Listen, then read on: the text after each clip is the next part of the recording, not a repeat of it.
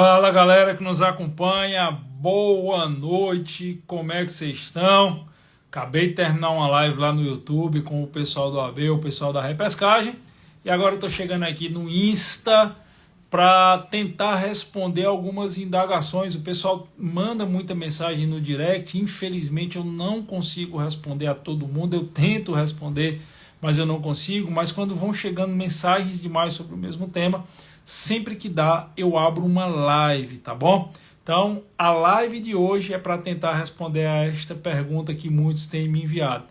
Com base nas últimas decisões da jurisprudência, principalmente do STJ, é possível se falar em descriminalização de tráfico, descriminalização judicial do crime de tráfico de drogas? Bom, eu vou tentar responder essa pergunta com base na minha opinião pessoal.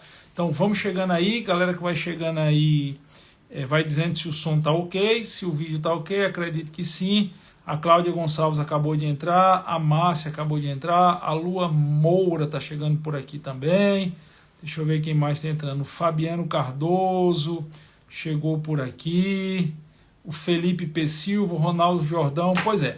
Galera, então o que eu vou fazer é, eu vou tirar os comentários, tá? Até porque o tema é muito sério, muito, vamos dizer assim, carece de muito cuidado, inclusive com o que nós vamos falar. Eu já tive experiências anteriores onde eu tratei desse tema da forma mais acadêmica possível. Eu fui punido pelo Instagram.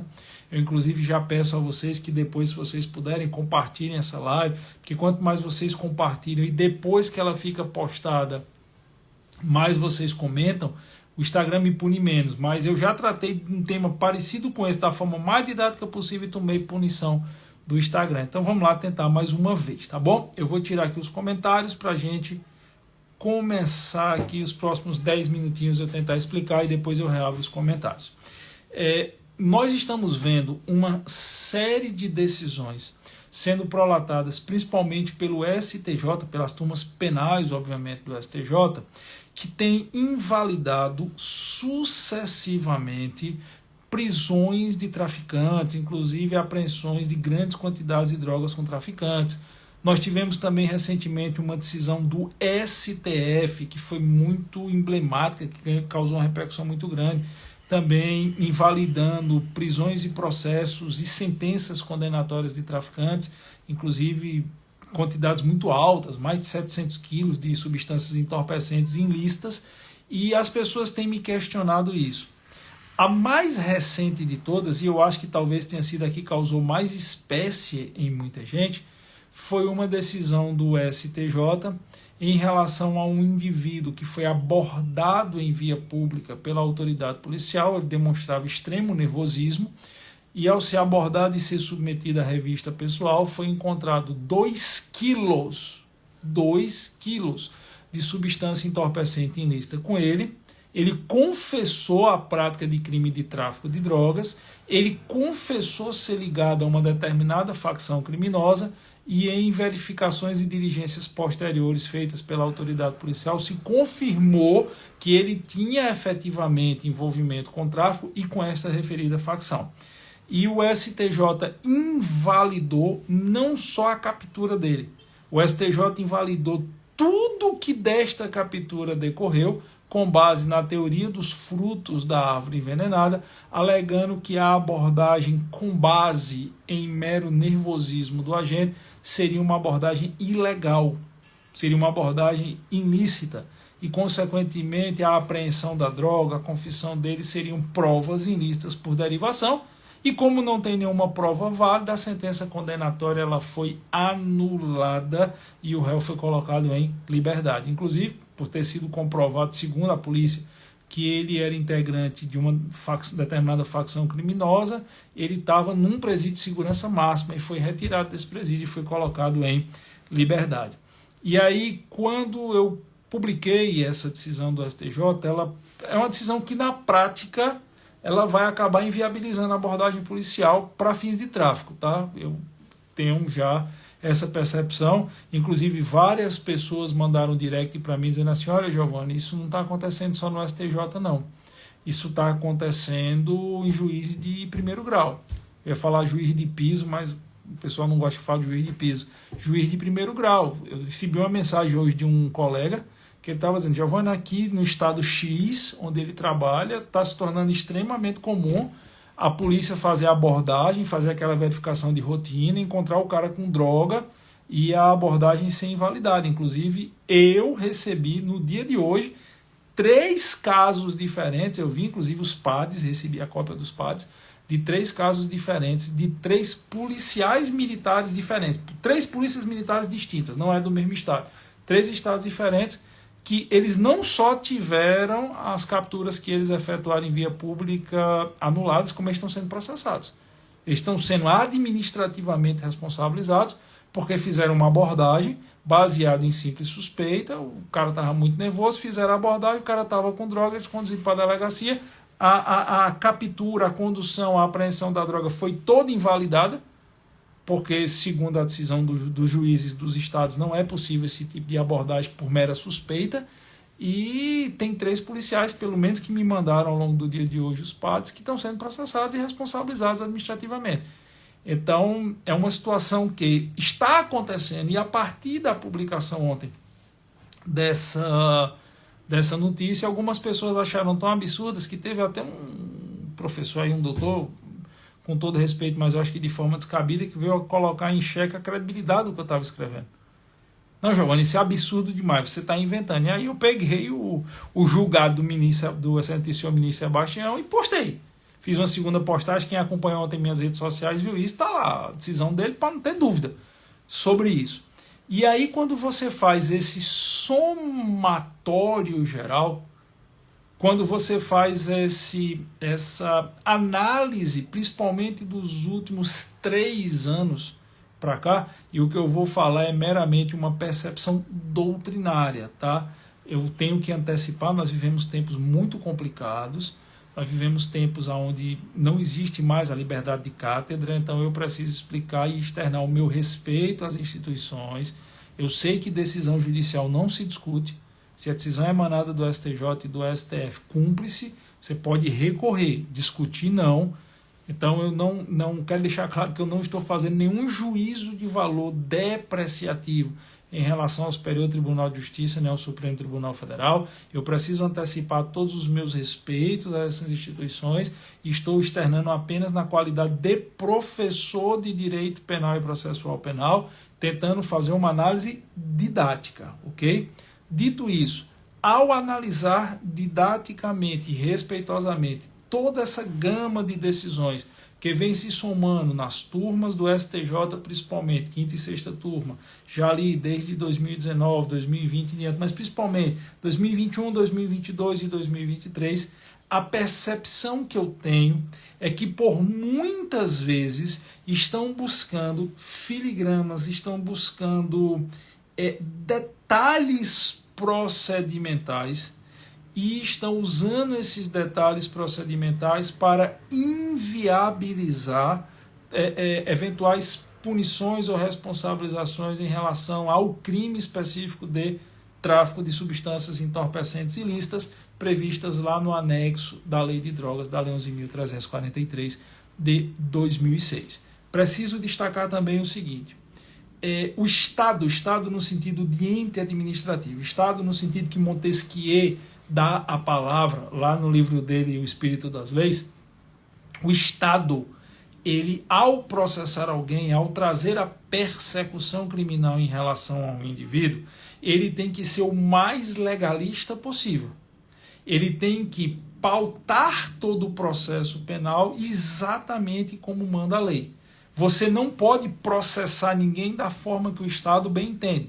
Você tem que processar exatamente como a lei manda. Uma das regras elementares que o mestre Roque de Brito Alves, de saudosa memória, tanto nos ensinava é que o Estado exerce a exclusividade do ius puniendi e não há grandes poderes sem grandes responsabilidades. Se o Estado tem esse grande poder de ter a tutela exclusiva do ius puniendi, ele tem que ter a grande responsabilidade de só processar alguém exatamente como a lei manda. Eu sempre digo para os meus alunos que a existência de um processo penal em detrimento de uma pessoa já é uma punição em si mesma. Quem é objeto de tutela de um processo penal, ainda que ao final de tudo seja absolvido, seja inocentado, ele já foi punido. O Estado é sempre mais forte do que o indivíduo, então o processo penal já é uma punição em si. Existindo um processo penal contra você, sua vida sai completamente do eixo. Por mais equilibrado que você seja, por mais inocente que você seja. Então, eu reconheço, e não seria idiota de achar o contrário, que se o Estado ele quer processar alguém, ele tem que processar exatamente como a lei manda. O problema é que você acaba tendo 2 pesos e 2 medidas. Quando nós percebemos que a questão relativa às drogas ilícitas, às facções criminosas que estão envolvidas diretamente com o tráfico, a impressão que dá é que existe um legalismo exagerado. Existe um legalismo hiperbólico monocular, fazendo uma paráfrase com a expressão criada pelo mestre Douglas Fish, tá? Garantismo hiperbólico monocular. Eu estou usando uma paráfrase, estou usando a expressão legalismo processual hiperbólico monocular. Existe um legalismo extremado, e tudo que é de mais ou de menos é ruim, em qualquer seara da vida, não só no processo penal. Então existiria um legalismo extremado que, se levado ao pé da letra, ele vai inviabilizar efetivamente o trabalho policial. Eu conversando com um colega que é policial militar e trabalha diretamente na rua, ele trabalha diretamente ele trabalha em batalhões que fazem abordagem cotidianas em relação ao tráfico de drogas, e ele me perguntando qual era a minha recomendação. E eu falei para ele, depois eu até parei para pensar, eu podia ter dito de uma outra forma, mas às vezes eu sofro de sincericídio, e numa conversa assim acabou saindo. E eu falei para ele o seguinte, eu disse, olha, a minha recomendação é não abordar. Se você não tem um mandado judicial, se você não tem uma ordem judicial, você não tem um encaminhamento via CIODES, Copom 190, dependendo do estado aí, e eu sei que o policial mais antigo de rua está olhando e sabe quando o cara é traficante ou não, está traficando ou não, está lá dando desenrolo, como se diz, mas minha recomendação é não abordar. Hoje nós não temos mais um parâmetro, uma referência em relação à abordagem, especificamente no crime de tráfico. E aí quando eu falei isso para ele, ele se assustou assim, de cara, se nós formos aplicar esse legalismo exacerbado que está sendo utilizado em relação ao tráfico de drogas, o trabalho de polícia ostensiva, na prática, vai virar um trabalho meramente figurativo. É para bater foto, porque a abordagem a veículo já não pode mais acontecer por mera suspeita. A revista, pessoal, fez a abordagem do veículo. Tem diversas decisões invalidando capturas em flagrante delito, porque os policiais rodoviários os policiais militares pediram para o condutor desembarcar para fazer uma busca pessoal nele no veículo e acharam droga. Não pode mais. Tem decisões anulando esse tipo de procedimento. O cara é abordado em via pública, faz uma revista pessoal porque está nervoso e é anulada a decisão. O indivíduo estava num local notório de venda de entorpecentes, viu a viatura policial, fugiu. A viatura policial empreendeu perseguição, quando capturou ele, deu o serviço, levou ele para a casa dele e entregou a droga, e foi inviabilizado. Então, assim, esse legalismo exagerado que está acontecendo, ele hoje tira qualquer parâmetro dos policiais em relação a como deve ou quais casos a abordagem deve acontecer em relação ao tráfico de drogas. E aí, como eu estou vendo, ninguém está me dizendo, eu estou vendo policiais serem responsabilizados administrativamente por terem feito essa abordagem, o mais seguro para o policial é não abordar. A pergunta que é tema dessa live é: será que nós podemos falar em descriminalização judicial de tráfico de drogas? Não. Eu acho que não. Seria absurdo demais pensar isso. O que eu posso enxergar, sendo muito responsável com as minhas palavras, é uma aplicação de um legalismo exagerado e exacerbado em relação a situações que envolvam o tráfico de drogas. Giovanni, isso é ruim? Não. Não. Desde que seja a regra para todos os delitos. Desde que seja, a sociedade tem que evoluir, as relações processuais têm que evoluir, a forma do Estado trazer o ius puniendi tem que evoluir, concordo. Então esse legalismo, essa evolução do legalismo, não permitir qualquer situação que não esteja taxativamente prevista em lei para fim de responsabilidade penal, que qualquer sociedade evoluída deseja. A única coisa que causa espécie é porque tanto em relação ao tráfico e tão pouco em relação a outras condutas. Você tem situações onde pessoas estão mantidas em cárcere por crime de furto e não estão mantidas em cárcere por crime de tráfico, e quando você vai olhar, o legalismo aplicado em relação à avaliação do tráfico é completamente díspare do aplicado em relação ao furto. Por que isso acontece? Eu não sei dizer. Eu realmente não tenho como emitir juízo de valor e não me cabe fazer nenhum tipo de questionamento ou análise além do que nós podemos ver na jurisprudência da atuação dos nossos tribunais. Como eu disse, a decisão do tribunal você não discute, você cumpre e recorre, e claro, acredito eu que ainda é possível fazer uma análise jurídica sobre o tema, uma análise doutrinária sobre o tema. A partir do momento que não puder mais, a gente vai parar de fazer.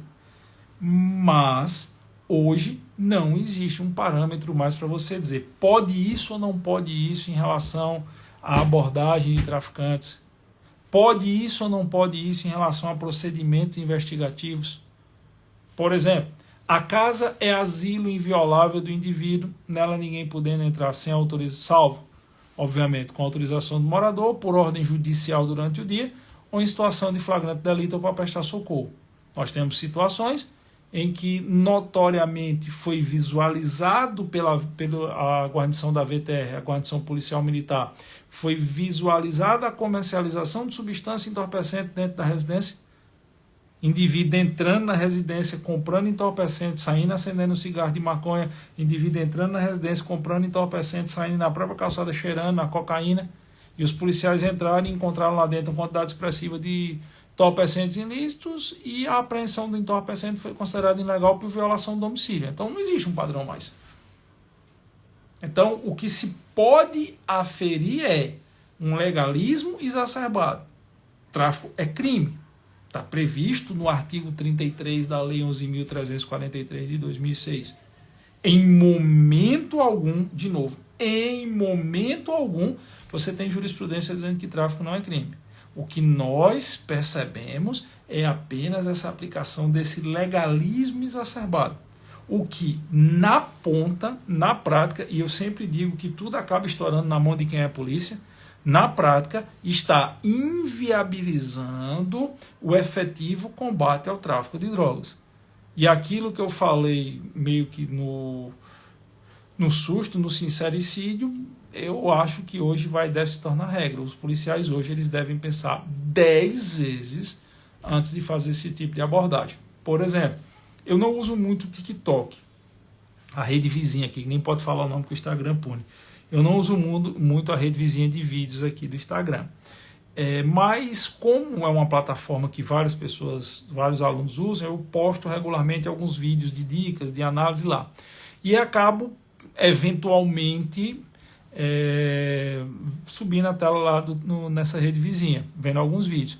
E como eu sou muito indexado no negócio de polícia, direito penal, eu tenho visto, por exemplo, eu vi um vídeo de uma capitã, ela é eu não sei qual é a polícia militar dela, mas ela é de batalhão de moto. E aí ela posta vídeos, ela bota uma câmera no capacete e posta vídeos, ela passando nas ruas, nas vielas, nas bocas de fumo. Tem um vídeo que eu vi recentemente, ela vê uma usuária de entorpecente comprar droga, aí ela disse, o que é isso aí? Ela disse, é R$20. Aí ela disse, vai comprar dólar, o papelado de maconha, né? Vai comprar dólar de maconha. Não, vou comprar trufa. Com esse isqueiro, volto para casa. Esse tipo de procedimento hoje já seria passível de PAD. Talvez há 5 anos atrás, 10 anos, dá muita visualização no TikTok? Dá. Na rede vizinha dá. Mas hoje eu não recomendo que esse procedimento seja adotado. Porque você não pode abordar o traficante, é o que dirá o usuário, que cai no artigo 28 da Lei de Drogas. Então eu vejo alguns vídeos desse tipo. Aí eu vi um vídeo de abordagem, tem 3 rapazes sentados na calçada. Então, 3 rapazes sentados na calçada, e aí a guarnição policial para, já foi um outro vídeo, não foi dessa capitã. Já foi um outro vídeo de outra guarnição policial, aborda os 3. Costa na parede, mão faz a revista pessoal, com um acha lá, sei lá, 15, 20 papelotes de cocaína, com outro acha uma quantidade expressiva de cocaína também, com outro acha maconha. Esse tipo de abordagem hoje eu não recomendo que seja feita, por falta de parâmetros. Ah, Giovanni, esses parâmetros devem ser definidos por lei. Acredito que sim, devem ser definidos por lei. Mas até lá, essa situação de legalismo exagerado, extremado, hiperbólico, que não está preocupado como então o trabalho policial deve ser feito para fins de combate ao tráfico de drogas, ele está criando a figura das provas ilícitas a partir do momento da abordagem. E aí, pela teoria dos frutos da árvore envenenada, o que vem depois disso também é ilícito por derivação. Tá bom? Essa é a leitura respeitosa, externo novamente o respeito a todas as instituições e instâncias judiciais. Como eu disse, a gente vive momentos muito difíceis e é preciso repetir que a grama é verde. A gente não pode deixar de externar isso para não ser mal interpretado, mas essa é a percepção que eu tenho hoje. Eu vou abrir rapidamente os comentários aqui. Eu peço que vocês sejam o máximo ponderados possíveis em relação aos comentários, tá bom? Até porque a conta que acaba sendo punida aqui no Instagram é a minha. Peço desculpas aos policiais por essa sinceridade, mas é muito triste quando a gente vê policiais militares, policiais rodoviários federais sendo punidos por estarem tentando proteger a sociedade. A mim, particularmente, me causa muita espécie. Eu sei da dificuldade do trabalho policial, policial civil, policial militar, policial rodoviário federal. Eu sei da dificuldade que é estar na rua. Eu sei que, eu sempre digo que os nossos policiais, eles andam em terras que a maioria de nós sequer teria coragem de colocar os pés.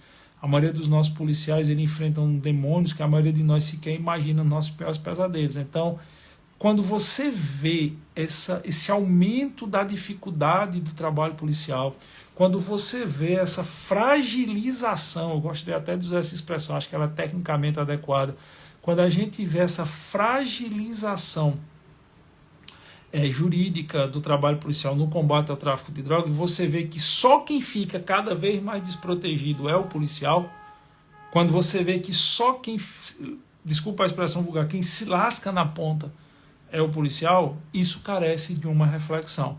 Giovanni, por que é que essa reflexão não está sendo feita em larga escala? Porque, como eu disse, nós vivemos tempos difíceis. Nós vivemos tempos complexos e a gente precisa ter muito cuidado para que nossas palavras não sejam mal interpretadas. Para que não pareça nenhum tipo de crítica à instituição, que obviamente não nos cabe fazer.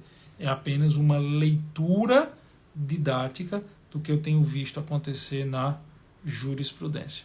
O João Augusto falou uma frase aqui que eu achei bastante interessante. Vejo que o conceito de flagrante delito, principalmente no crime de tráfico, está sendo desconstruído. É um caminho. É mais ou menos isso que eu enxergo também. Por isso que eu sempre digo aos policiais, se preservem. Certo? Se preservem. Nós estamos vivendo um momento muito complicado para as forças policiais. Todo policial quer sair de casa, cumprir com sua missão e voltar em casa em paz. Todo policial tem família, tem mulher, tem filho. Se preservem. Porque quando a bomba estoura na mão de vocês, ninguém chega para ajudar a polícia. Eu vejo isso há 25 anos. Faz 25 anos que sempre que eu posso eu tento usar a pouca voz que eu tenho para defender as instituições policiais. Faz 25 anos que eu escuto exatamente as mesmas histórias. Quando a bomba estoura, ninguém vem defender a polícia. Só estoura na mão de quem é a polícia. Então, é fazer o básico, cumprir com sua missão e seguir os ditames legais, sabendo que hoje existe essa série de limitações. Tá bom? Valeu, galera. Eu vou pedir a você um favor, pedir a vocês uma gentileza. Vocês devem imaginar o tamanho da dificuldade que é para a gente fazer lives tratando desse tema. É um tema necessário de ser enfrentado. Eu sou professor de Direito Penal e Processual Penal. Então, na hora que eu tenho um compromisso com os meus alunos e na hora que eu recebo, como eu recebi hoje, eu acho que mais de 40, 50 mensagens sobre o tema, obviamente a gente vem aqui da forma que é possível nos posicionar.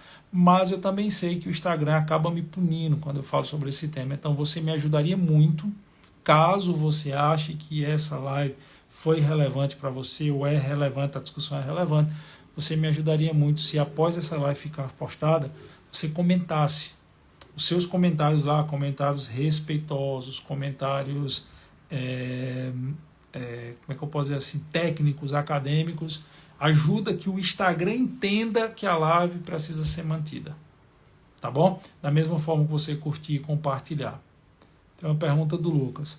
Encontrar drogas em um carro durante a abordagem proveniente de blitz de rotina poderia enfrentar esse legalismo? Não. Recomendo não fazer a revista. Certo? O que eu vou dizer pode parecer absurdo, mas o fato de você encontrar drogas durante a blitz na revista não garante que aquela prova seja considerada lista. E o que garante? Eu não sei responder. A gente não tem esse parâmetro agora. Talvez até o nosso legislativo se manifestar, a gente não tenha. Tá bom? Valeu, pessoal. Obrigado a todo mundo. Um cheiro para quem for de cheiro e um abraço para quem for de abraço.